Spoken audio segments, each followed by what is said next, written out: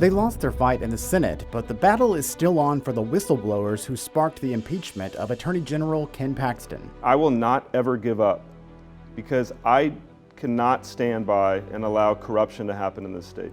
There's new life for a lawsuit against the AG. We speak with a whistleblower behind the case about what comes next. Governor Abbott takes his message on border policy to New York City. Now he's trying to put pressure on the feds to take new steps to stop migrants from crossing into Texas. I just don't understand the need to bring additional law enforcement to our community to be stopping people for non-violent, non-moving traffic violations. DPS patrols in Austin lead to more arrests, and that's creating a backlog in court. We investigate the concerns and explore a possible solution. Produced from the Capitol in Austin and airing statewide, this is the award-winning State of Texas. Hello and thank you for joining us. I'm Josh Hinkle. The Senate acquitted Attorney General Ken Paxton, but his legal issues are not over. On Friday, the Texas Supreme Court cleared the way for the whistleblower suit that sparked the impeachment to head to trial. Monica Madden reports on how the whistleblowers plan to move forward. This case is about truth. Three of Attorney General Ken Paxton's former top aides vowing to continue their legal fight. The political trial is over, and it's time for the case to return to a real court. The group says Paxton did not uphold his agreement in their $3.3 million settlement. Paxton asked the state to pay for it, but the legislature didn't sign off. We will document each frivolous delay that Ken Paxton engages in to continue hiding from the truth. Delays which will ultimately just cost the taxpayers more in the long run. They want the case back in court, where Blake Brickman says political influence won't impact the results. Our judge will not receive a multi-million-dollar donation from Paxton supporters on the eve of trial. Our jurors will not have their careers overtly threatened. Most importantly, Ken Paxton will have to testify under oath or plead the fifth in open court. Lieutenant Governor Dan Patrick accepted a $3 million campaign donation from a conservative PAC before the trial. Patrick tells me that didn't impact his role as judge. There is a certain level of integrity. And in new video from the Lieutenant Governor's office, some senators are denying that Patrick tried to influence their votes in the trial. Every individual juror took this job and role very seriously. And I think all of those allegations and rumor mill are just absurd. While the impeachment battle is over, the war is just getting started. Monica Madden, State of Texas. We want to take an in-depth look at this story with the lead plaintiff in the whistleblowers lawsuit. Blake Brickman, Paxton's former assistant attorney general, spoke to Capitol correspondent Ryan Chandler about what comes next.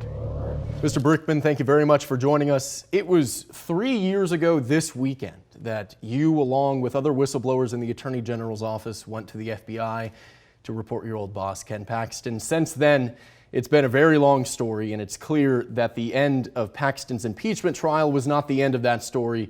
We're simply going into a next chapter. What does that next chapter look like for you, and how do you hope it's going to be different than the trial we just watched play out? Well, thanks for having me, Ryan. I'm happy to answer any questions about this in the last 3 years, unlike Ken Paxton, who just dodges and lies whenever he can about this. But the next chapter for us is this week, the four whistleblowers who are the plaintiffs in the whistleblower lawsuit asked the Texas Supreme Court to send our case back to Travis County so we can have a trial, so we can actually put Ken Paxton under oath and depose him, which did not happen in the impeachment trial because Lieutenant Governor Dan Patrick ruled at his discretion only that Ken Paxton did not have to testify.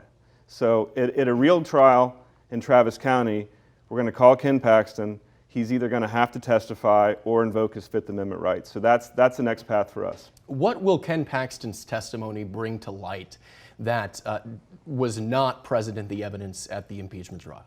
Well, the underlying facts at the impeachment trial have really never been disputed by Ken Paxton. I mean, he abused the office for Nate Paul. Nate Paul is currently under federal indictment.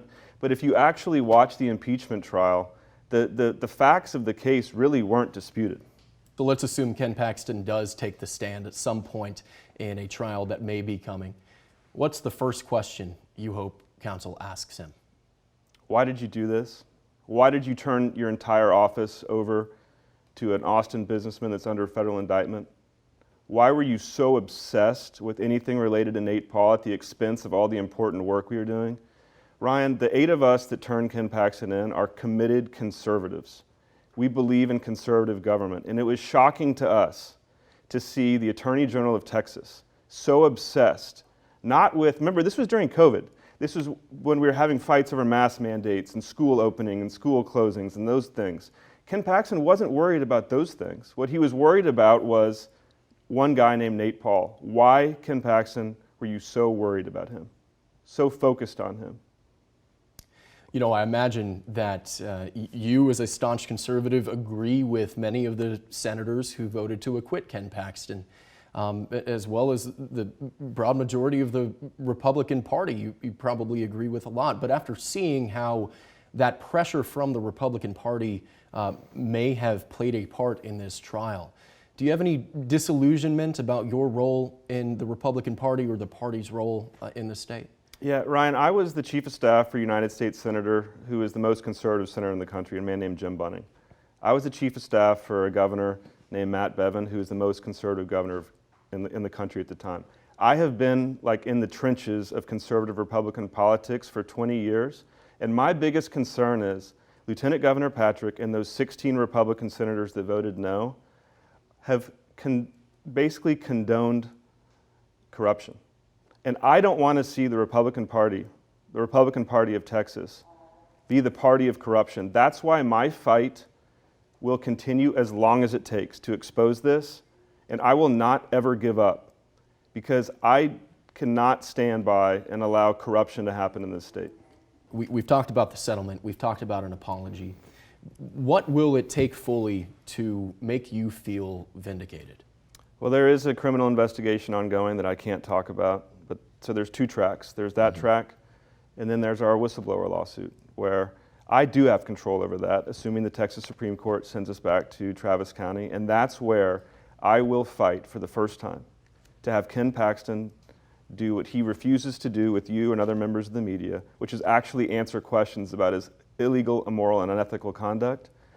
Our whistleblower lawsuit is going to make that happen.